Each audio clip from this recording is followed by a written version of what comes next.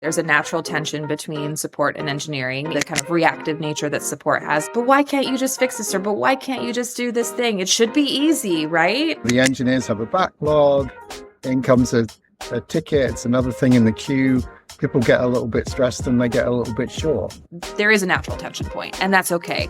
What we need to do from the support side is just very clearly communicate the situation, the customer needs. We want to make sure that our partners on the other end have all of the details that they might need. Go walk a mile in the other person's shoes.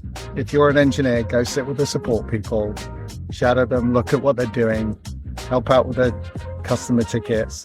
You're going to have so many, oh, I never knew that moments. Just remind people there's this human being on the other end of this stuff.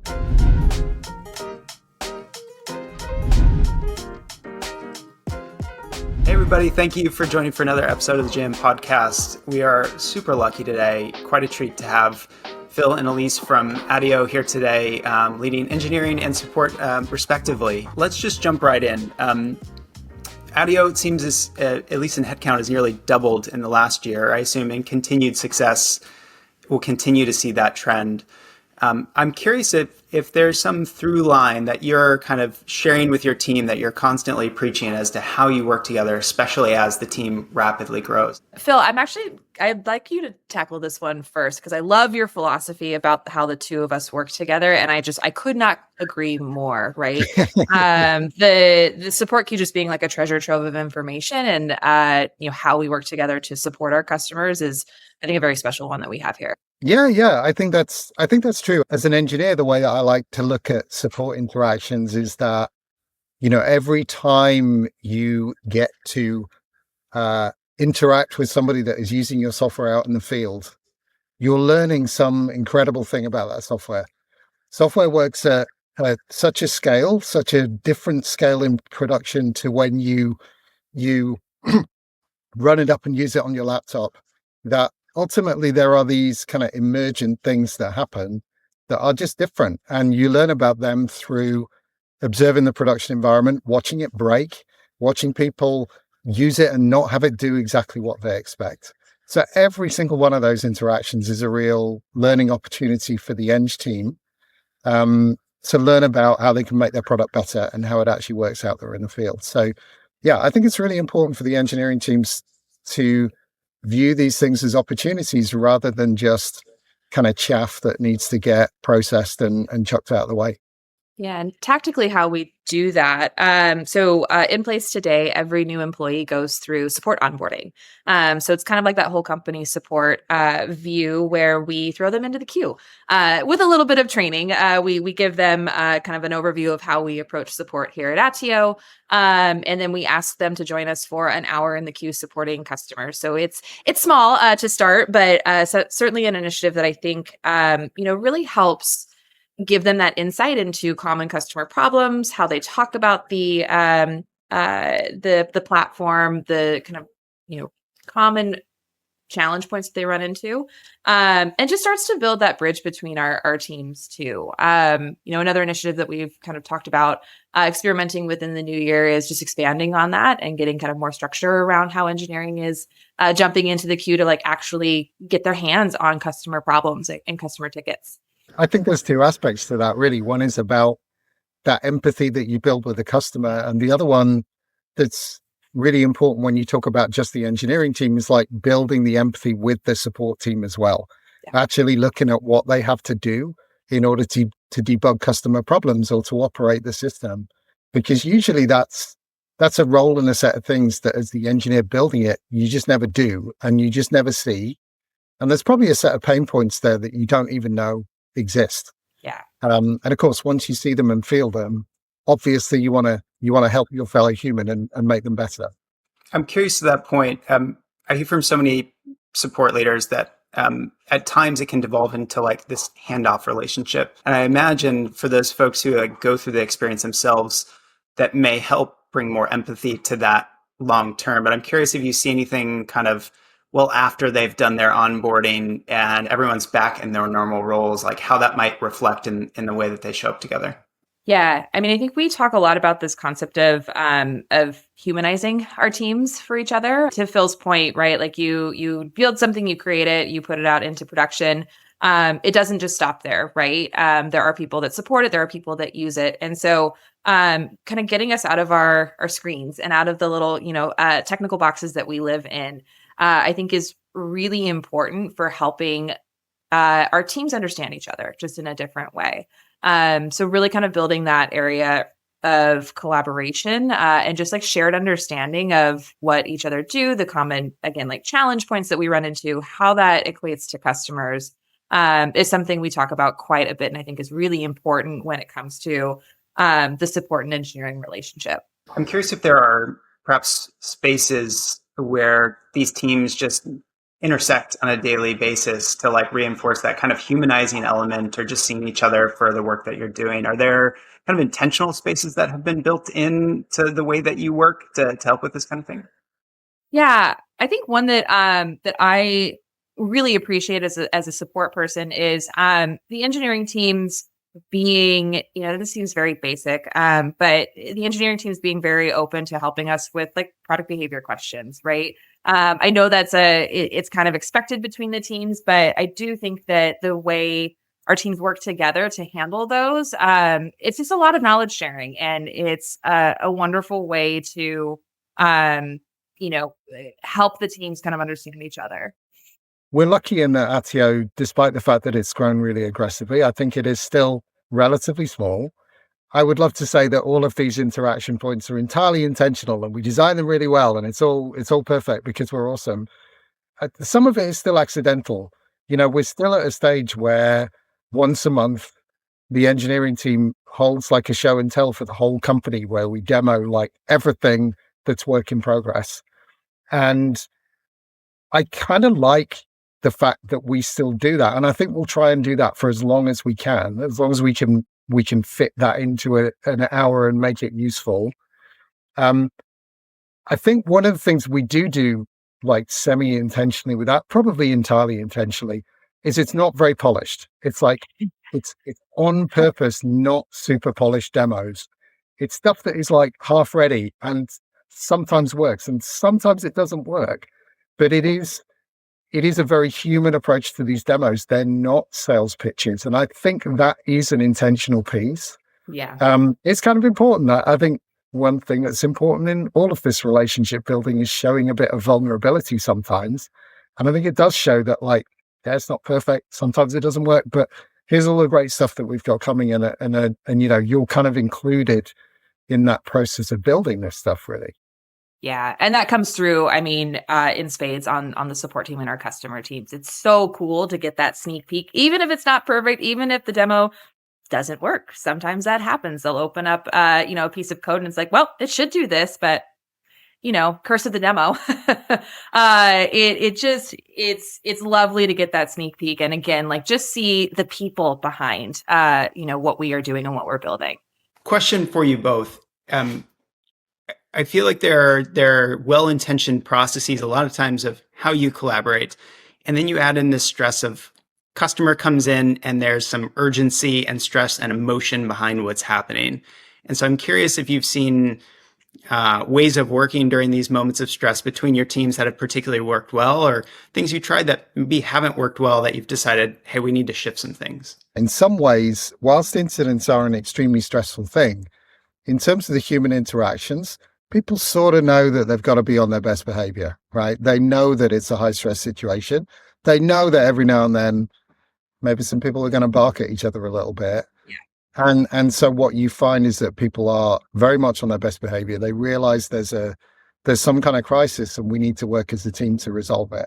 And so sometimes I think some of those things that are a little spicy get forgiven or get kind of ignored or maybe just don't happen because, like I say, I think people want to be on their best sort of behaviors. So for me, where it gets a little spicier sometimes is actually in the next tier down, in the ones that maybe aren't quite so urgent, where the customer is not kind of screaming and having lots of pain. Maybe where there's a disagreement over like the urgency or the importance of responding to a request. The engineers have a backlog, in comes a ticket, it's another thing in the queue. People get a little bit stressed and they get a little bit short. And I mean, what I like to do in those cases is again, going back to the humanizing thing, just remind people there's this human being on the other end of this stuff. And we do actually have to work together as a team. We have to be aware of the differences in power between the different folks in the interaction, and that really, we do just need to work as humans to make this work well. Spicy is the word I would use on our team as well. As there are moments where, by design, there's natural tension in those moments that you have to work through together. I'm curious if there's anything that comes to mind of like, once those moments are done, how we pull ourselves back to your point of like humanizing and like resetting. And so I'm curious if, just as leaders, if there's anything you guys are constantly kind of communicating, or the way of the work that like, spicy moments are a part of the job. How do we handle that in stride? For me, it's an honest conversation of exactly that, right? There is a natural tension. Same thing with product, right? There's a natural tension between support and product support and engineering in, the kind of reactive nature that support has. And we see all of but why can't you just fix this? Or, but why can't you just do this thing? It should be easy, right? That are just kind of part and parcel of our day. Versus on the engineering side of things, right? They have a prioritized list of things to do that are, features that are rolling out, and that's what they should be focused on. But there are different things that come up that we do need to fix still, right? And so I think it's just having that honest conversation of there is a natural tension point, and that's okay. What we need to do from the support side is just very clearly communicate the situation, the customer needs, maybe any changes in the situation, right? So that engineering is best prepared to prioritize the situation as best they can with the information that we have. And then it's our job just to keep on communicating, right? As those situations change, we want to make sure that, our partners on the other end have all of the details that they might need. Yeah, I think just to build on that as well, one of the things about the spicy situations, right, is you actually want to build up some sort of credit in that bank of humanization before you have to lean on it in the spicy times. And one of the things that Elyse and I talked about just this week, or maybe it was last week, is there more that we can do to involve the teams in like drills together? We occasionally run tabletop incident management exercises. I think involving both sides of the engineering and support fence in that, so that we can work on those things together, that is a sort of low stress simulation of a high stress event. And it gives you that opportunity to kind of see it through each other's eyes and just build up a little bit of credit in what we will forever now call the humanization bank. Well, I was going to say, between that and in the spicy times, I think we have 2 podcast titles for today. So we'll have to mull on that as a team. But spicy times in the humanization bank. There you go. Yeah. Smush them together. Hey, I'm not a marketer, but I'm pretty sure we can do that. So perfect. Thank you, Phil. One just kind of elephant in the room to add in is this topic that seems to be all encompassing is all these new tools in the world of AI that we all have access to, and this level of kind of autonomy and experimentation that we can do. And so we have all these kind of tried and true ways of working together that you can continue to build, like you're talking about, like both in spicy times and not. How do you fold this new level of experimentation into the way that you work? And is that something your teams talk about, work together on? Like, what does that look like at Attio? Yeah, that's a good question. I love experimentation on teams. I mean, I think that is a way, really like a core tenet of how to grow and evolve, right? We certainly leave the door open for new ideas, for testing them, for figuring out better ways of working. Certainly there are, pillars that we need to consider in terms of experimentation, right? There are certain times where experimentation might not be the best. Phil and I talked about like incident management, right? Like if you're in the middle of an incident, probably not the best time to do something trial and error, right? We just need to focus on getting the thing fixed and getting customers back into the flow of what they are doing. But in terms of, figuring out, how we might evolve, how we're working together, or involving the team also in that level of experimentation. I use this metaphor all the time of like, we might not get to determine the house that we live in, but we get to figure out how to decorate it, where the furniture goes. And so I really like to include the team on those, decisions and have them participate in figuring out the decoration, right? Like exactly how tactically are we going to do these things, given, these kind of set of circumstances. Almost everything is actually an experiment. Right? If it goes wrong, we'll do something different. You need to create that environment where it's relatively safe to sort of play with these things a little bit and make those changes and realize that not all of them are going to work. This is the theory of like continuous delivery in software, isn't it? That you make a large number of small changes and some of them aren't going to work. It's just, that's the way it is. And I think it's true with the way that we work together as well.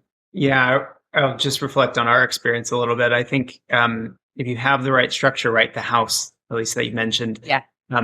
Experimentation kind of lives within something people can be comfortable with. Without some of those guardrails, experimentation can quickly be felt as chaos in a lot of ways, in a less healthy way. So I like this idea of creating an environment where there are moments for experimentation, definitely moments for not experimenting, and then just making that okay, making failure a part of that, just the process of experimentation.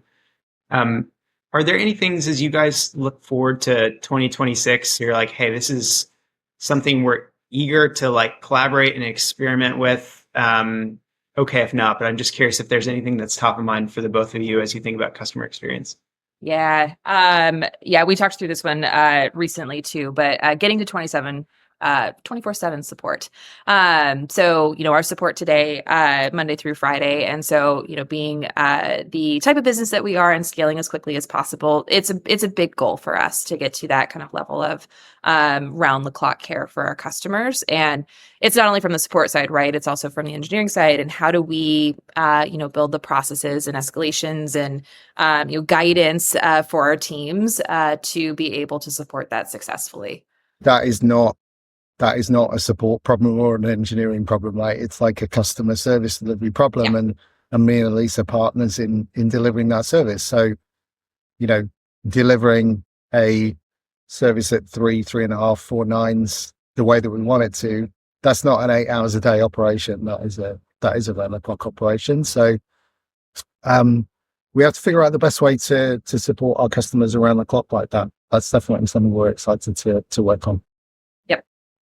Yeah, well, I would say that hits home as here at Jam, we've got a global user base and a small but mighty team figuring out how to support them. So we'll be asking for your notes when that switch takes place. But I guess last question, I know we're almost at time here. There are a lot of teams like the two of you figuring this out on the fly and how to build better collaboration. Is there anything that that you'd recommend, or, if I was starting this again, how would I build that great partnership between two roles like the two of you have? I know what I think is the most important thing, and that is just go walk a mile in the other person's shoes. Like that is the most important thing. Yep. Go sit with if you're an engineer, go sit with the support people, shadow them, look at what they're doing, help out with the customer tickets. You're going to have so many, oh, I never knew that moments. And it'll help you with the technical stuff, but it'll help you so much with that empathy as well. Like, just go get to know your teammates.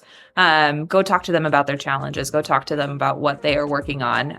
Get to know them as partners and as allies, and build that relationship. Well, that's a good place to end it. Elyse and Phil, thank you both for sharing your time and perspective. We really appreciate it. Yeah, of course. Thanks for having us. Thank you.